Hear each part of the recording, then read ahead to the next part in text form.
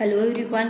In this session also we will continue with the chapter 5 elasticity, and today we will see the numerical related with this elasticity. So let's start.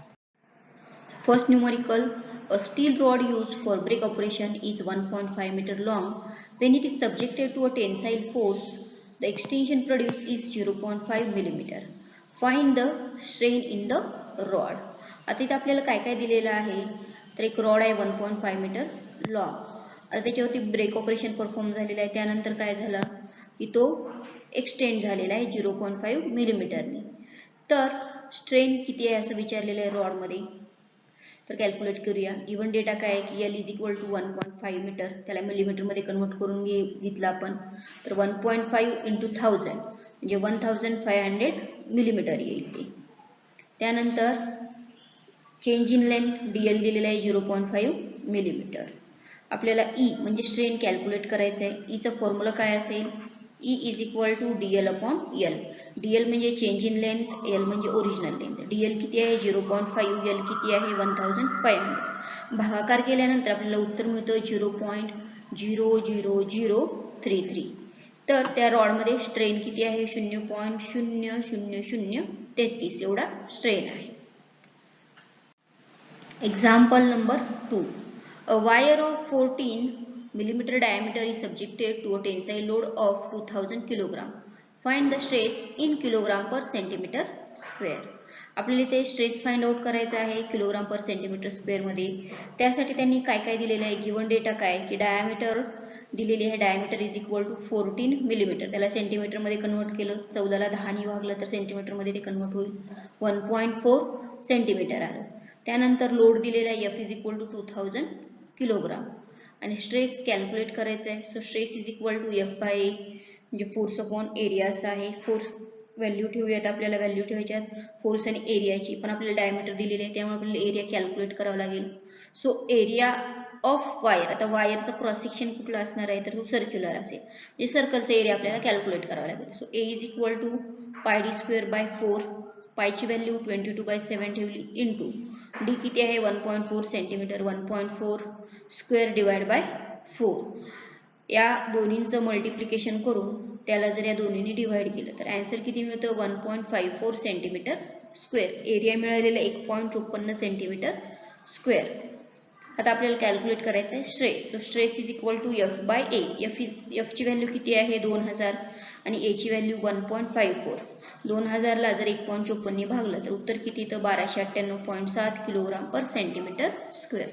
So the stress is 1298.7 kilogram per centimeter square. Example number 3. A copper rod of 40 mm diameter is subjected by tensile load 4000 Newton. Calculate the stress in the material. तर given काय काय आपल्याकडे diameter आहे 40 millimetre, force आहे 4000 Newton आणि आपल्याला stress calculate करायचा आहे. So stress is equal to F upon a हा फॉर्म्युला असेल. तर ए कॅल्क्युलेट करावं लागेल म्हणजे area of this copper rod. So area is equal to pi d square by 4.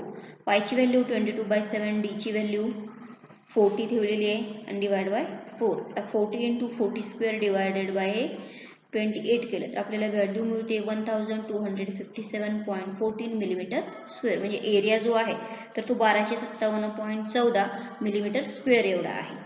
आता लिहूया तिथे sigma is equal to F by A. F ची व्हॅल्यू ठेवली 4000 न्यूटन, एरिया ठेवलेला आहे 1257.14. आता ह्या 4000 ला 1257.14 ने भागलं तर उत्तर मिळतं आपल्याला 13.18 Newton per millimetre cube. So stress is 3.18 Newton per millimetre square. Example number 4. Find the force required to punch a hole of 10 mm dia in a 1 mm thick plate if the allowable shear stress is 50 Newton per millimeter square. Given data काय काय आपल्याला diameter दिलेली आहे 10 मिलीमीटरची, त्यानंतर thickness दिलेली आहे 1 millimetre म्हणजे एक थिक प्लेट आहे. त्या थिक प्लेटमध्ये आपल्याला होल बनवायचे किंवा होल पंच करायचे जे 10 मिलीमीटर डायमीटरचा असेल आणि त्याच्यामध्ये अलोएबल शिअर स्ट्रेस दिलेला आहे 50 न्यूटन पर मिलीमीटर स्क्वेअर. आता पंच करण्यासाठी फोर्स किती रिक्वायर्ड हे आपल्याला कॅल्क्युलेट करायचं आहे.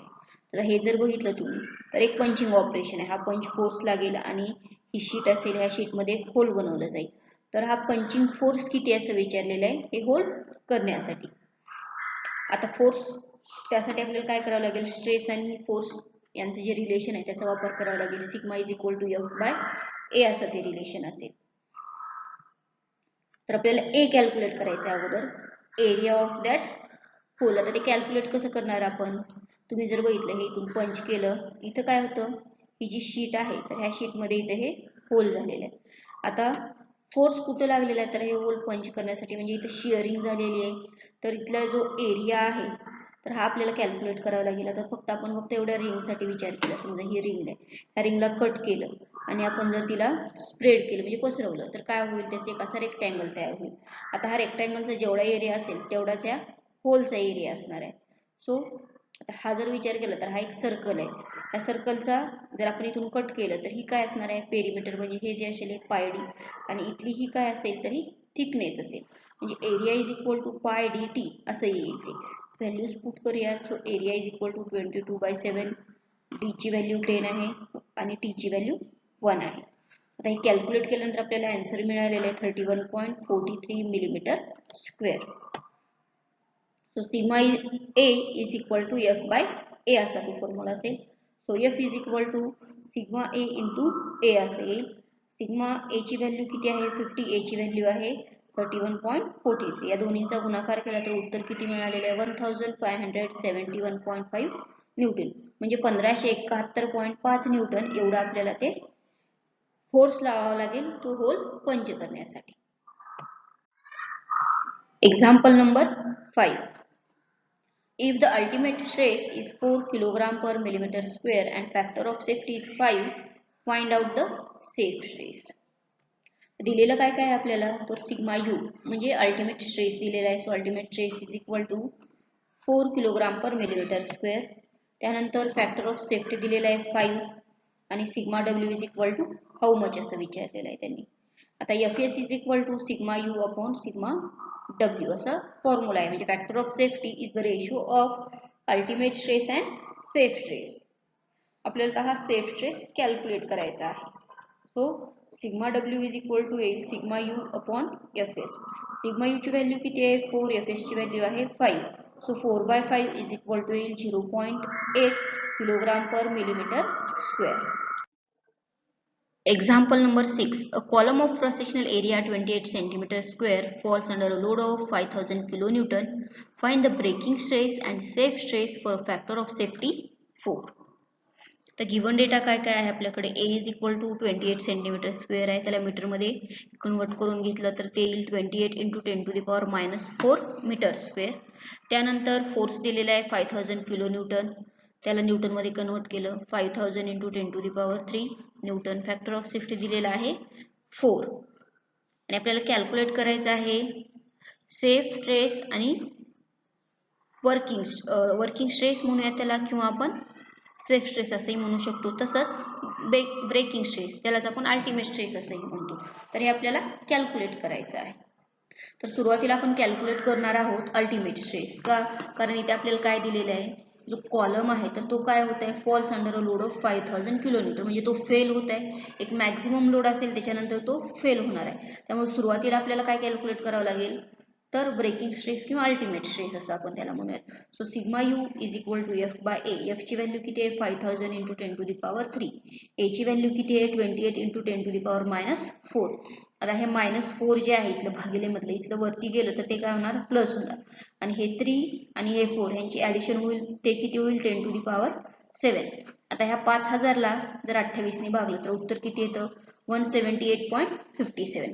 म्हणजेच ब्रेकिंग स्ट्रेस किती आहे 178.57 into 10⁻7 newton per metre square असेल. त्यानंतर working stress, so working stress is equal to ultimate stress divided by factor of safety. So 178.57 into 10⁻7 divided by 4. तर हे 178.57 आहे, याला 4 ने भागलं तर ते किती येईल 44.64 असे येईल, आणि हे 10⁻7 जशाला तसं राहील. So safe stress is 44.64 into 10⁻7 newton per metre square. Example number 7. A steel wire 3.2 millimeter diameter and 3.65 meter long stretches by 2.03 millimeter under the load of 115 kilogram. Calculate the stress and Young's modulus of elasticity. आता इथे given काय काय आपल्याला diameter दिलेली आहे वायरची 3.2 millimetre, centimetre मध्ये convert केलं तर ती 0.32 सेंटीमीटर. त्यानंतर लेंथ दिलेली आहे 3.65 मीटर, सेंटीमीटर मध्ये कन्वर्ट केलं तर ती 365 सेंटीमीटर. त्यानंतर चेंज इन लेंथ दिलेली आहे 2.03 मिलीमीटर, त्याला सेंटीमीटर मध्ये कन्वर्ट केलं तर ती येईल 0.203 सेंटीमीटर. त्यानंतर लोड दिलेला आहे 115 किलोग्राम दिलेला आहे आणि कॅल्क्युलेट आपल्याला यंग्स मॉड्युलस करायचं आहे आणि स्ट्रेस कॅल्क्युलेट करायचा आहे. तर सुरुवातीला आपण स्ट्रेस कॅल्क्युलेट करून घेऊयात.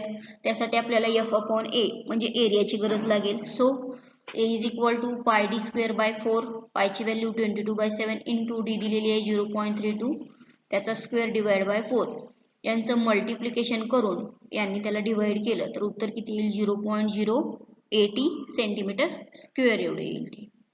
त्यानंतर sigma is equal to F/A, F ची व्हॅल्यू किती आहे 115 आणि A ची व्हॅल्यू आहे 0.080.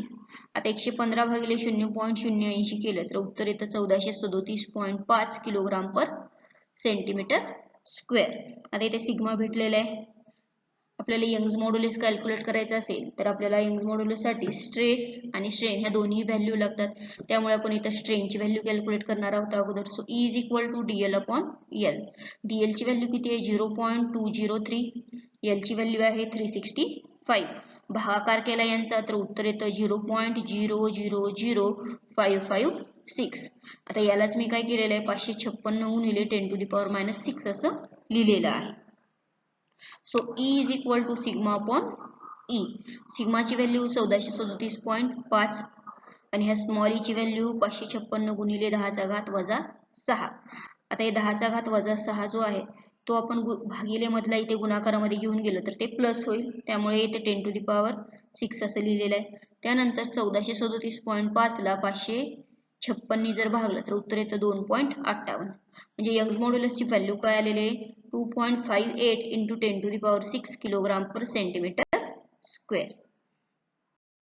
तर अशा प्रकारे आपण इलास्टिसिटी चॅप्टर हा पूर्ण केलेला आहे. So thank you all of you.